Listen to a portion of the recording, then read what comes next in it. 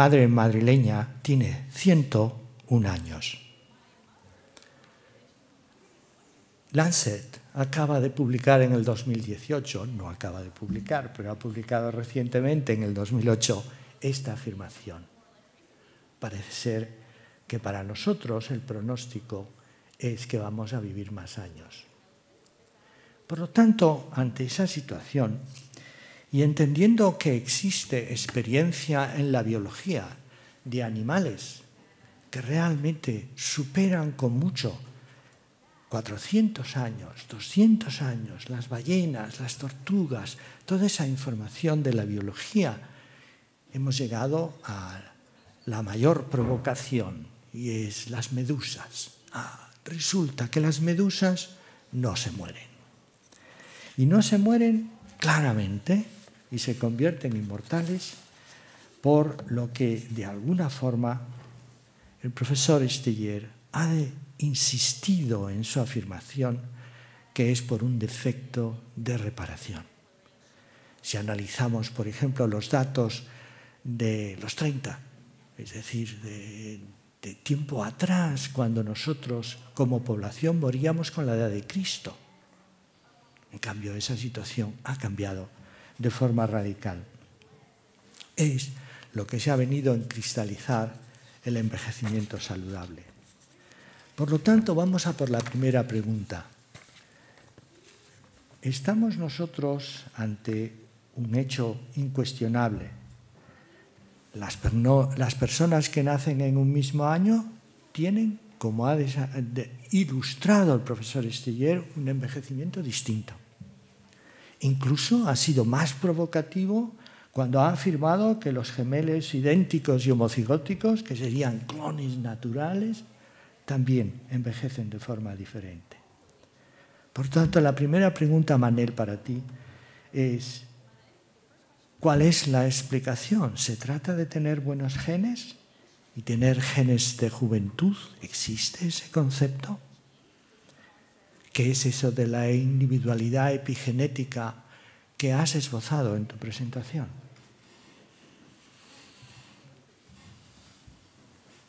Sí, ahora ya entramos en un terreno más resbaladizo.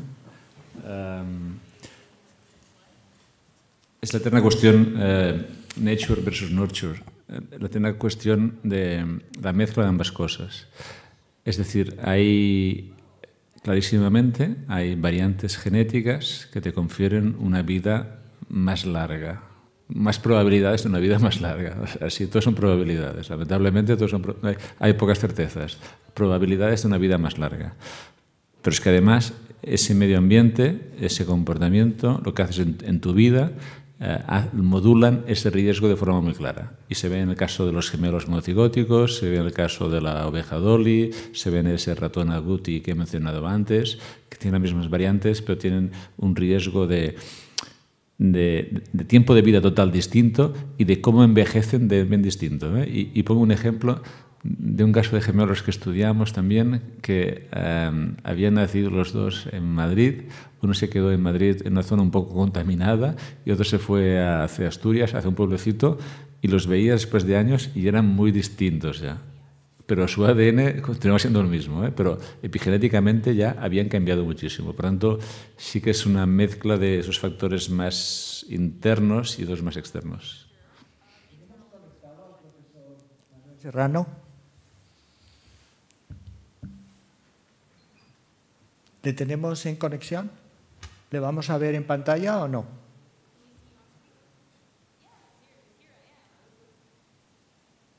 Ahí está. Bueno, ahí estaba. Sí, estoy siguiéndolo. He seguido con mucho interés el acto.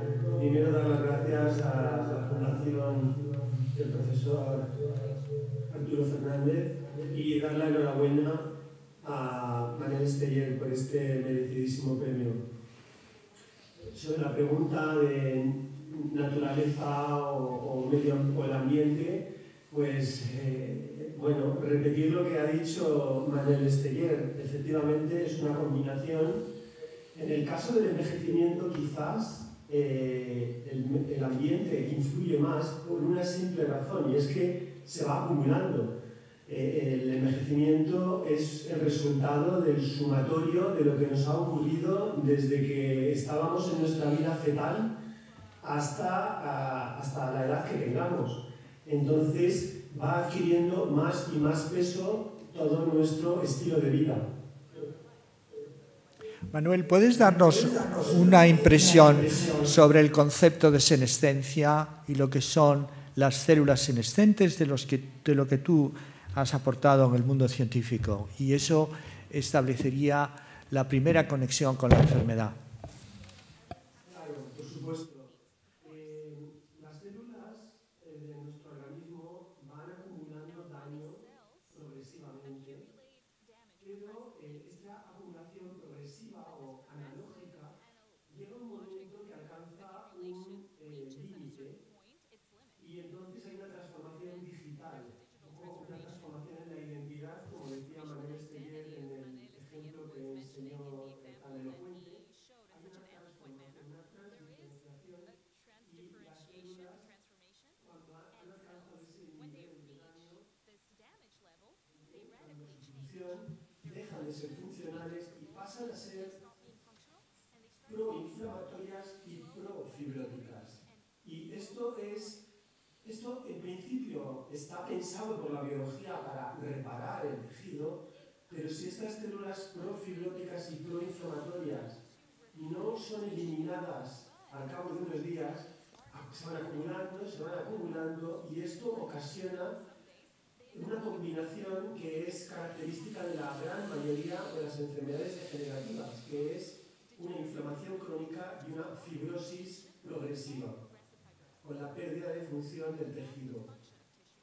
Así que las células senescentes se pueden considerar como el punto final de la acumulación de daño a lo largo de la vida de la célula, y ese punto final causa una patología que se extiende a las vecinas por estos secreción de factores fibróticos y inflamatorios.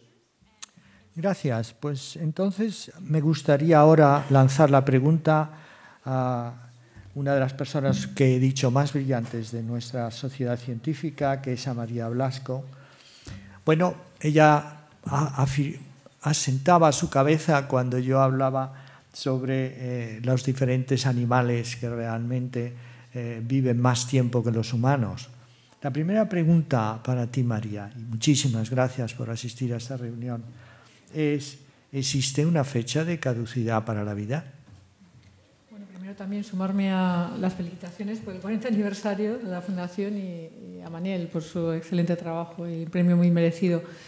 Pues en distintas especies sí que hay una fecha de caducidad que vendría determinada quizá por la vida máxima de la especie, ¿no? En el caso de la especie humana, Homo sapiens sapiens, pues sabemos que no hay nadie que haya vivido más de 122. Había visto que habías puesto una persona de 140 y pico, pero no sé. Eso incluso hay dudas sobre Jean Calment.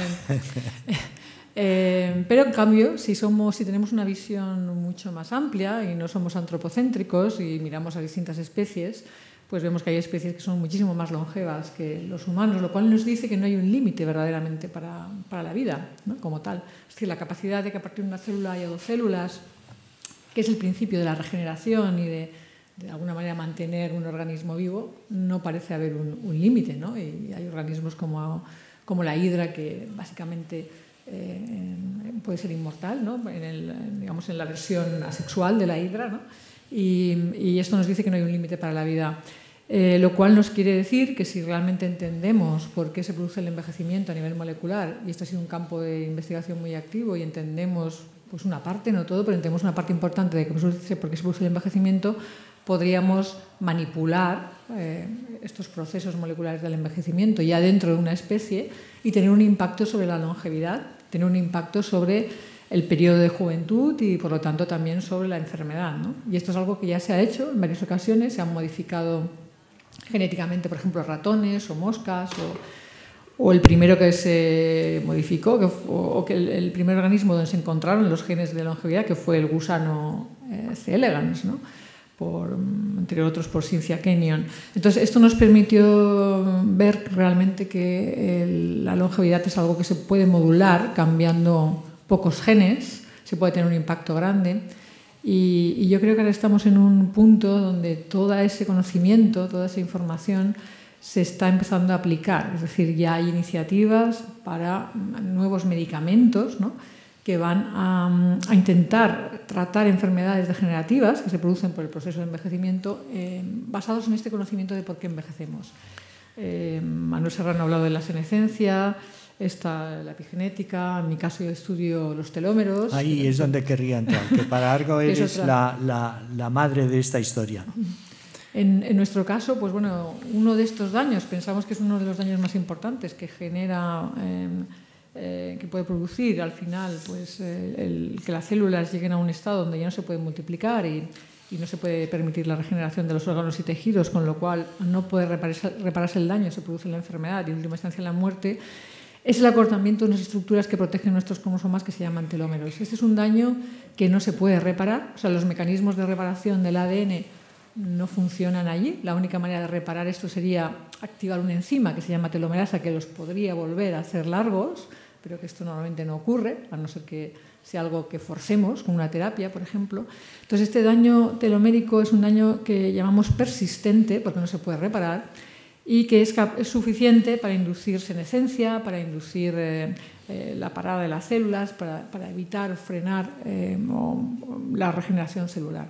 Entonces, los telómeros se acortan conforme envejecemos y esto produce el envejecimiento. ¿Por qué? Porque si esto se acelera el acortamiento telomérico, y eso se ha demostrado en humanos, se ha demostrado en ratones, se produce antes el envejecimiento, y si retrasamos el acortamiento telomérico, y eso se ha hecho en ratones, no se ha hecho en humanos todavía, pues esto alarga la vida, con lo cual es uno de los mecanismos del envejecimiento. Magnífico. Yo ahora vuelvo a ti, Manel, con la idea de lo que ha puesto ya encima de la mesa la doctora Blasco sobre ¿tenemos la posibilidad de revertir el envejecimiento desde tu perspectiva genética, epigenética? ¿Tenemos herramientas para lograr eso? Bueno, hay herramientas genéticas, se ha mencionado, ¿no?, que llaman modelos murinos de hacerlo. Pero también hay una serie de fármacos que también estarían implicados en lentecer ese envejecimiento y aumentar tiempo de vida. Quizá los más reconocidos tienen que ver con las sirtuinas, que son unas proteínas que regulan, que se encargan de modificar una acetilación, básicamente, proteica, es otra marca química. Y son importantes, eso tiene que ver también mucho con la restricción calórica, ¿no?, con experimentos clásicos que sabemos que si comes demasiado, pues vives menos. Si comes muy poco, vives menos. Pero si comes un poquito, vives más. Básicamente en ratones. Y en humanos seguramente sea cierto esto también. Entonces los fármacos lo que hacen es un poco reproducir esa dieta hipocalórica, digo sin pasarse, que digo yo, ¿de acuerdo? Y lo que hacen es aumentar el tiempo de vida actuando a nivel de restricción calórica. Seguramente sea algo muy importante, ¿no? Sobre todo en una sociedad que tiene mucha diabetes tipo 2 y que hay un exceso de comida, que quizá esa perspectiva tan optimista que vemos en las gráficas, si no conseguimos bajar obesidad, diabetes tipo 2, quizás lleguemos al plató pronto, a una fase de meseta de las mismas. Volvemos a Manuel Serrano. Manuel Serrano, ahora sí que quiero hacerte la misma pregunta que le he hecho a Manel Estellé, en el sentido, desde tu perspectiva de la senescencia, ¿tienes herramientas para, de alguna forma, revertir la situación de esa inflamación estéril que tú llamas que es el envejecimiento? Hay una familia de fármacos llamados senolíticos que todavía son experimentales, están en fase de ensayo clínico y que lo que hacen es matar a estas células senescentes.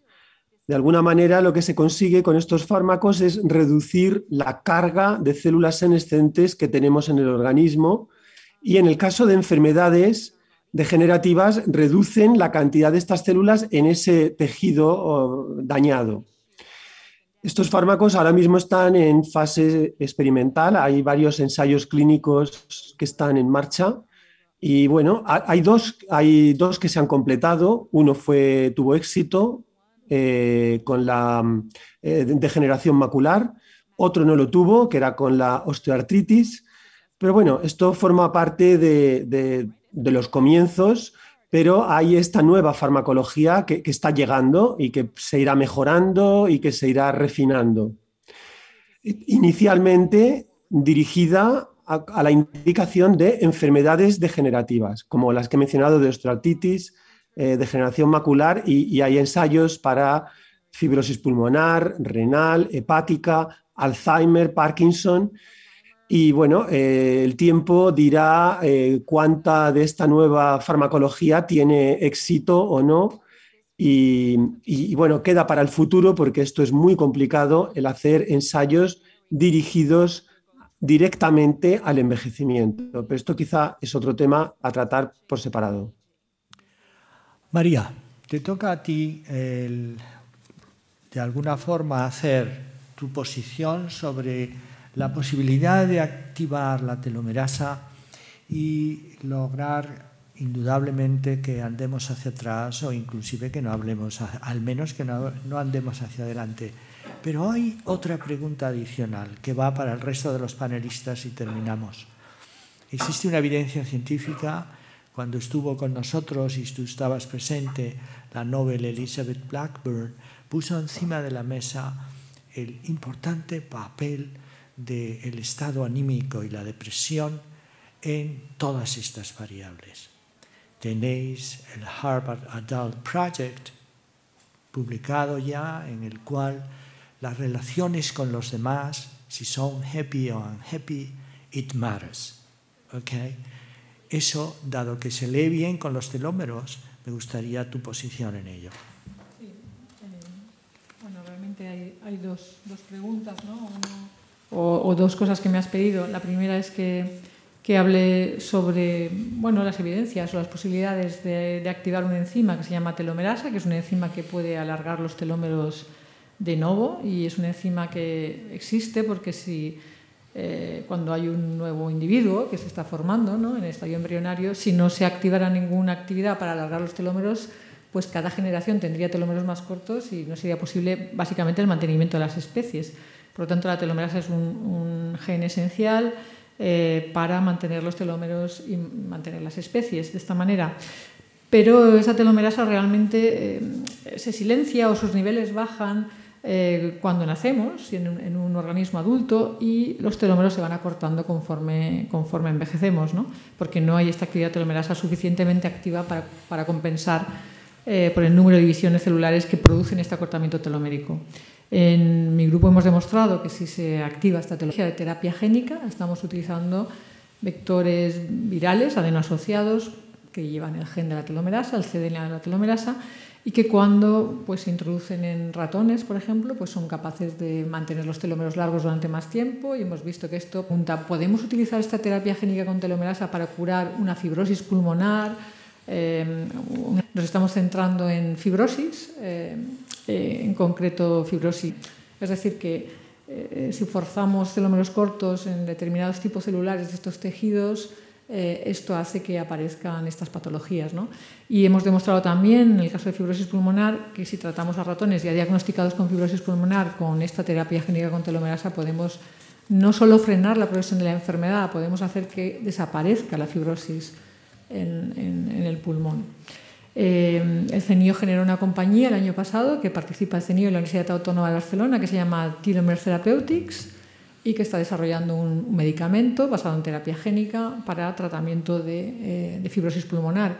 La ambición de esta compañía, que también participa el CEDETI, por cierto, es que en un par de años se pueda probar en ensayos clínicos si este tipo de medicamento, que es un medicamento de terapia génica, podría tener un efecto terapéutico en enfermos de fibrosis pulmonar. Ahora, esto es un tema muy interesante porque sabemos que una de las secuelas más importantes o algunas de las secuelas más importantes de COVID son precisamente fibrosis, en concreto fibrosis pulmonar y fibrosis renal, ¿no? vamos a terminar y quiero un posicionamiento individualizado de cada uno.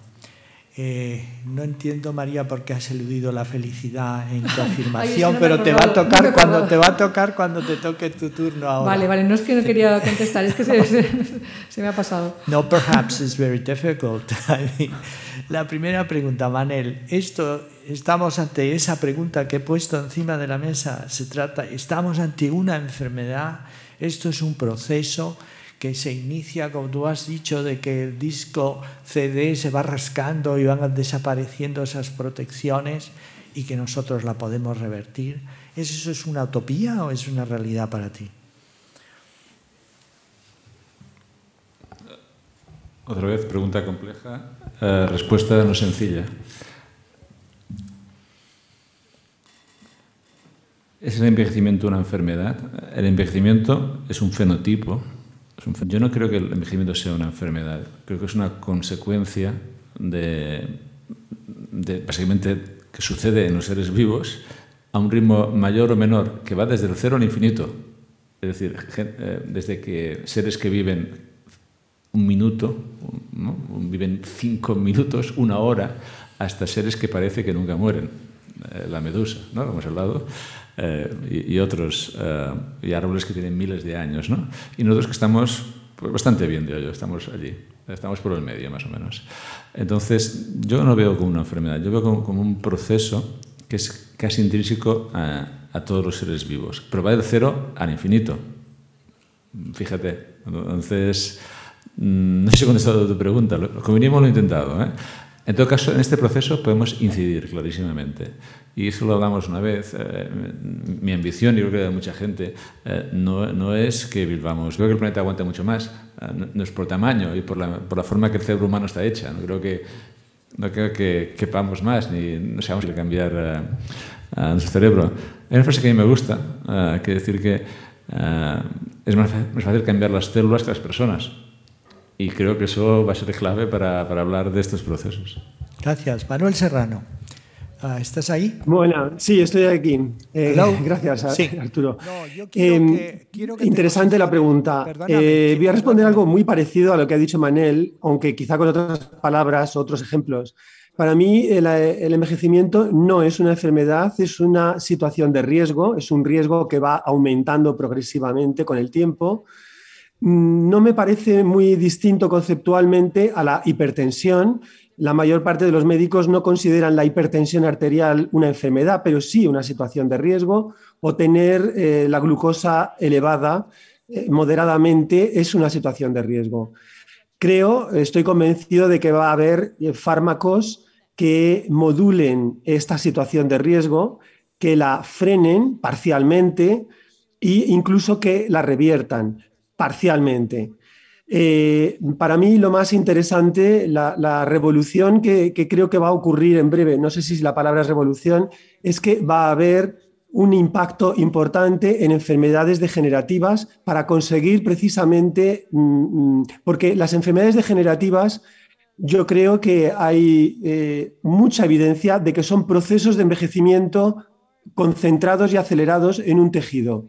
Y creo que estas terapias antienvejecimiento, donde van a tener incidencia, van a ser primero en estas enfermedades y van a mejorar la vida de los pacientes, alargando el tiempo en el que están con una calidad de vida aceptable. Gracias. Tal vez te quiero corregir, porque es mi área de especialidad, en la que los factores de riesgo son enfermedad. La hipertensión, que es mi área de entrenamiento en USA, es un síndrome. La prediabetes y diabetes constituye enfermedad reconocida por la OMS.